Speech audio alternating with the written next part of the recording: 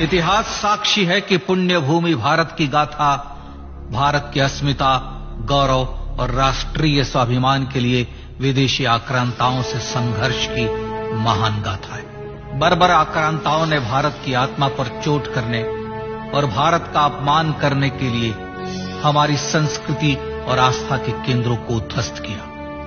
सोमनाथ, काशी, मथुरा और अयोध्या के मंदिरों का तोड़ा जाना आज भी भारत की स्मृतियों में जीवित है। सन 1528 में अयोध्या में भगवान श्री राम के मंदिर का मुगल आक्रांता बाबर द्वारा तोड़ा जाना ऐसी ही एक अक्षम्य घटना थी जिसने सीधे भारत के सम्मान और आत्मा पर चोट की। कारण साफ था, अयोध्या के श्री राम के मंदिर पर आक्रमण भारत की आत्मा पर आक्रमण था। जहां हर भारतीय के रोम रोम में राम बसते हैं, वह भारत यह अपमान कैसे सहता। राम मंदिर पर आक्रमण भारत को आहत कर गया था। विदेशी हमलावर अपनी बर्बरता दिखाते गए और भारत अपने आत्मगौरव को फिर से पाने के लिए संघर्ष करता रहा। भारत रामलला के जन्म स्थान पर बाबर के नाम पर बने एक ढांचे को देखता और उसे हटाने का संकल्प लेकर शक्ति संजोया करता।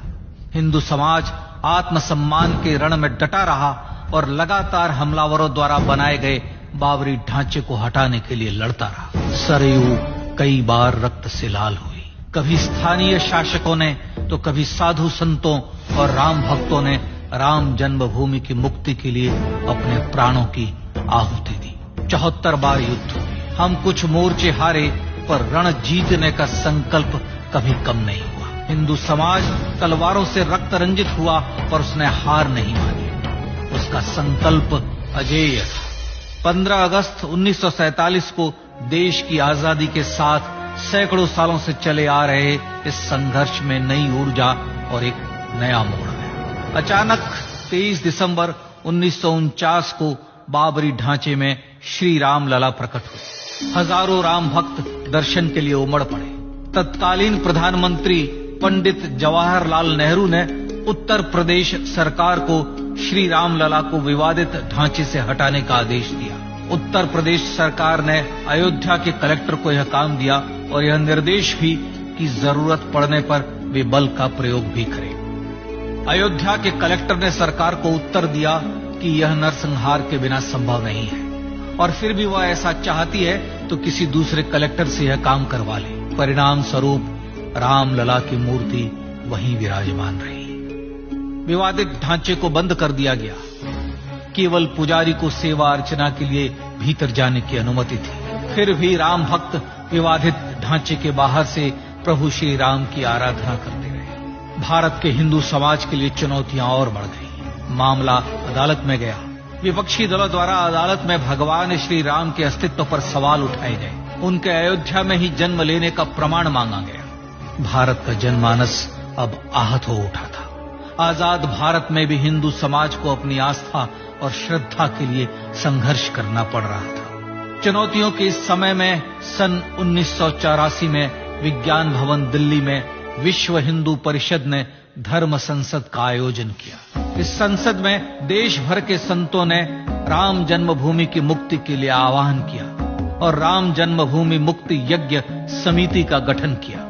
धर्म संसद ने राम जन्मभूमि की मुक्ति और वहां भगवान श्री राम के भव्य मंदिर बनाने के भारत के जनमानस के संकल्प को फिर से दोहराया। विश्व हिंदू परिषद के नेतृत्व में मंदिर निर्माण के लिए पूरे देश में अभूतपूर्व आंदोलन की शुरुआत हुई। श्री राम जन्मस्थली मुक्ति यज्ञ समिति के साथ देश भर में राम जानकी की रथ यात्राएं निकली। राम लीलाओं में राम कथा के माध्यम से भारत का आम जन फिर से जुटा। अब सबके मन में एक ही प्रण था, एक ही लक्ष्य था। अयोध्या में जन्मभूमि पर भगवान श्री राम के भव्य मंदिर का निर्माण। सन 1989 में विश्व हिंदू परिषद द्वारा गांव-गांव से रामशिला पूजन करके अयोध्या भेजी गई। 2,75,000 गांवों से रामशिलाएं अयोध्या पहुंची। भव्य राम मंदिर के शिलान्यास का निर्णय हुआ। पूज्य संत महात्माओं और हिंदू समाज के अन्य प्रमुख नेताओं के निर्णय के अनुसार अनुसूचित जाति के प्रमुख नेता श्री कामेश्वर चौपाल ने 9 नवंबर 1989 को मंदिर निर्माण का पहला पत्थर रखा। राम जन्मभूमि पर मंदिर निर्माण के लक्ष्य की पूर्ति के लिए सन 1990 में सोमनाथ से अयोध्या के लिए श्री लाल कृष्ण आडवाणी ने रथ यात्रा की शुरुआत की। देश में जन भावनाओं का ज्वार उमड़ने लगा। श्री लाल कृष्ण आडवाणी के रथ यात्रा के साथ साथ मंदिर के लिए जन समर्थन बढ़ने लगा और छद्म सेकुलरवाद बेनकाब होने लगा। इस जन आंदोलन को रोकने की तमाम कोशिशें हुई पर सब व्यर्थ हुई। विश्व हिंदू परिषद ने देशवासियों से अयोध्या में जन्मभूमि पर मंदिर निर्माण के लिए 30 अक्टूबर और 1 नवंबर 1990 को कार सेवा का आह्वान किया। परिणाम स्वरूप लाखों राम भक्त कार सेवा के लिए देश के कोने कोने से अयोध्या आए। इससे देश की एकात्मता का विराट दर्शन हुआ। कार सेवकों को रोकने के लिए उत्तर प्रदेश के तत्कालीन मुख्यमंत्री श्री मुलायम सिंह यादव ने अयोध्या में परिंदे को भी पर न मारने देने की घोषणा की। स्थितियां गंभीर हो गई। अयोध्या से 100-200 किलोमीटर दूर रेलगाड़ियां रोक दी गई। अयोध्या युद्ध भूमि बना दी गई। मार्ग बंद, रेल बंद, चप्पे चप्पे पर पुलिस।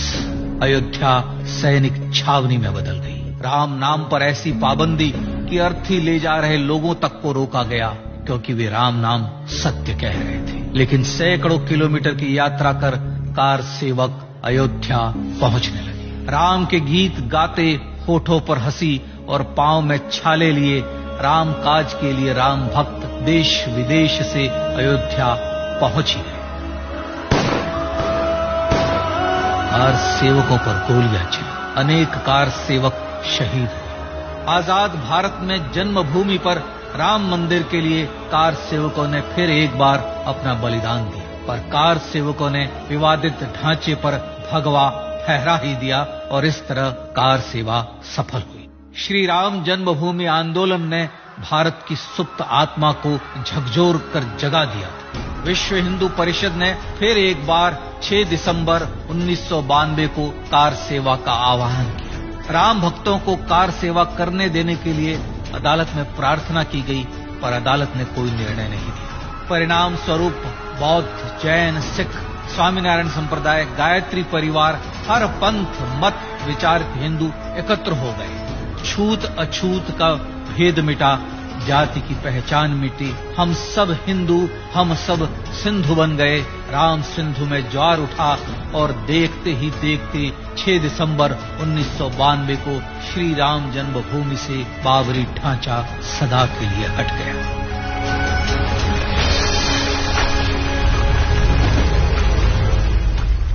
यह क्षण शौर्य, न्याय और सत्यमेव जयते का क्षण था। यतो धर्मस्ततो जय का क्षण था। पर संघर्ष की गाथा यहां जाकर भी नहीं रुकी। छद्म सेकुलरवादियों द्वारा भारत और भगवान श्री राम के इतिहास को झुठलाने के लिए अदालतों में चुनौतियों का सिलसिला चलता रहा, जो 1950 से चल रहा था। हिंदू सिखों के बीच से गुजरते हुए भगवान श्री राम का दर्शन करने के लिए विवश थे। यह स्थिति थी आजाद भारत में श्री राम और राम भक्तों की। पर सत्य को तो जीतना ही था। आखिरकार देश के सर्वोच्च न्यायालय के 5 जजों की खंडपीठ ने 9 नवंबर 2019 को ऐतिहासिक निर्णय दिया और यह कहा कि अयोध्या जन्मभूमि परिसर की पूरी 67 एकड़ भूमि रामलला की, और न्यायालय ने भारत सरकार को जन्मभूमि पर मंदिर बनाने के लिए एक ट्रस्ट बनाने का आदेश दिया। सर्वोच्च न्यायालय के आदेश के अनुसार भारत सरकार ने 5 फरवरी 2020 को श्री राम जन्मभूमि तीर्थ क्षेत्र नाम के ट्रस्ट का गठन किया और राम जन्मभूमि न्यास की भूमि जो सरकार द्वारा अधिग्रहित की गई थी, उसे ही नवनिर्मित न्यास को वापस दे दिया गया। 5 अगस्त 2020 को भारत के प्रधानमंत्री श्री नरेंद्र मोदी ने श्री राम जन्मभूमि तीर्थ क्षेत्र के अध्यक्ष पूज्य महंत नृत्य गोपाल दास, राष्ट्रीय स्वयंसेवक संघ के पूज्य सरसंघ चालक डॉक्टर मोहन भागवत एवं उत्तर प्रदेश के मुख्यमंत्री श्री योगी आदित्यनाथ की उपस्थिति में श्री राम जन्मभूमि पर भगवान श्री राम के भव्य मंदिर के लिए भूमि पूजन कर निर्माण कार्य का शुभारंभ किया। इस तरह लगभग 500 वर्षों से राम जन्मभूमि की मुक्ति के संघर्ष का पटाक्षेप हुआ। अपने आत्मसम्मान और राष्ट्रीय अस्मिता के लिए इतना लंबा संघर्ष विश्व के इतिहास में बेजोड़ है। श्री राम भारत की आत्मा, भारत की परिभाषा, हमारे राष्ट्रीय आदर्शों और जीवन मूल्यों के प्रतिनिधि मर्यादा पुरुषोत्तम हैं, जो हर हिंदू के होठों पर जन्म से मृत्यु तक रहे, बस यही हर हृदय में प्रार्थना होती है।